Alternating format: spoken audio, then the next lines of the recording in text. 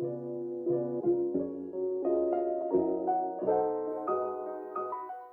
clock struck 6, and having swept up the hearth, Beth put a pair of slippers down to warm. Somehow the sight of the old shoes had a good effect upon the girls, for Mother was coming, and everyone brightened to welcome her. Meg stopped lecturing and lighted the lamp. Amy got out of the easy chair without being asked, and Jo forgot how tired she was as she sat up to hold the slippers nearer to the blaze. They are quite worn out.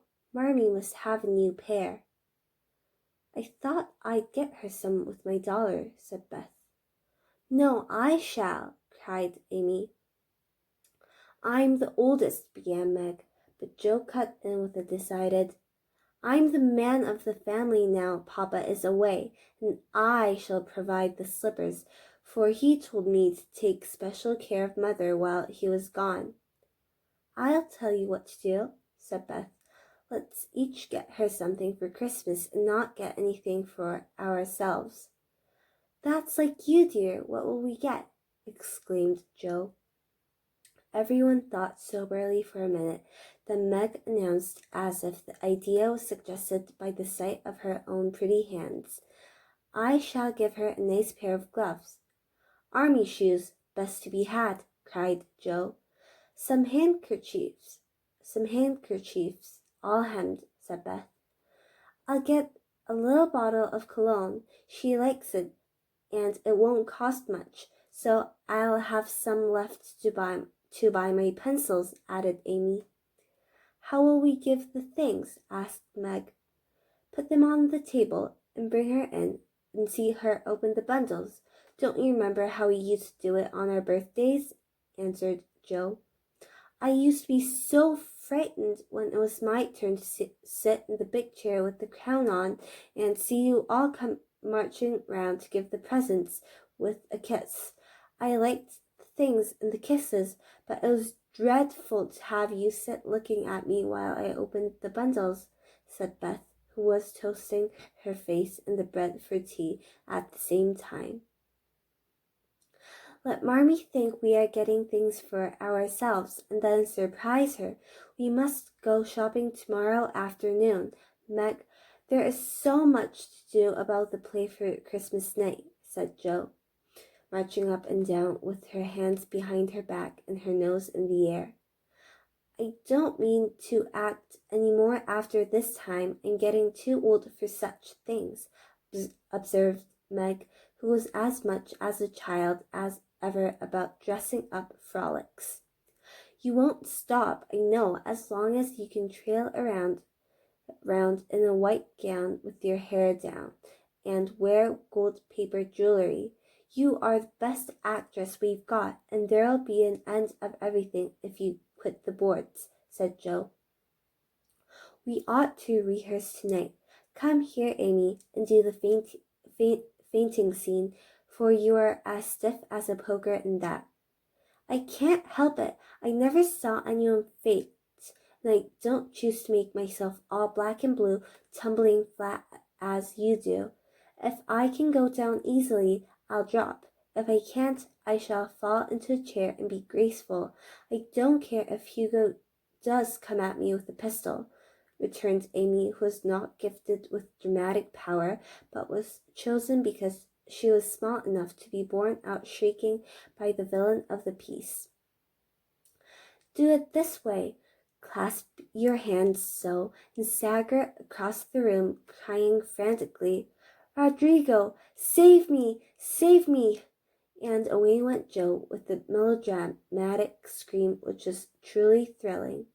Amy followed, but she poked her hands out stiffly before her and jerked herself along as if she went by machinery, and her ow was more suggestive of pins being run into her than of fear and anguish. Jo gave a despairing groan, and Meg laughed outright, while Beth let her bread burn as she watched the fun with interest. It's no use. Do the best you can when the time comes, and if the audience laughs, Don't blame me. Come on, Meg." Then things went smoothly, for Don Pedro defied the world in a speech of 2 pages without a single break. Hagar, the witch, chanted an awful incantation over her kettleful of simmering toads with weird effect. Rodrigo rent his chains asunder manfully, and Hugo died in agonies of remorse and arsenic with a wild "Ha! Ha!" "It's the best we've had yet," said Meg, as the dead villain sat up and rubbed his elbows. "I don't see how you can write and act such splendid things, Joe. You're a regular Shakespeare," exclaimed Beth, who firmly believed that her sisters were gifted with wonderful genius in all things. "Not quite," replied Joe modestly. "I do think A Witch's Curse, an operatic tragedy, is rather a nice thing, but I'd like to try Macbeth if we only had a trapdoor for Banquo. I always wanted to do the killing part." "Is that a dagger I see before me?" muttered Joe, rolling her eyes and clutching at the air as she had seen a famous tragedian do. "No, it's the toasting fork, with Mother's shoe on it instead of the bread. Beth stage struck," cried Meg, and the rehearsal ended in a general burst of laughter. "Glad to find you so merry, girls," said a cheery voice at the door, and actors and audience turned to welcome a tall, motherly lady with a "Can I help you" look about her, which was truly delightful. She was not elegantly dressed, but a noble-looking woman, and the girls thought the gray cloak and the unfashionable bonnet covered the most splendid mother in the world. "Well, dearies, how have you got on today? There was so much to do, getting the boxes ready to go tomorrow, that I didn't come home to dinner. Has anyone called, Beth? How is your cold, Meg? Joe, you look tired to death. Come and kiss me, baby."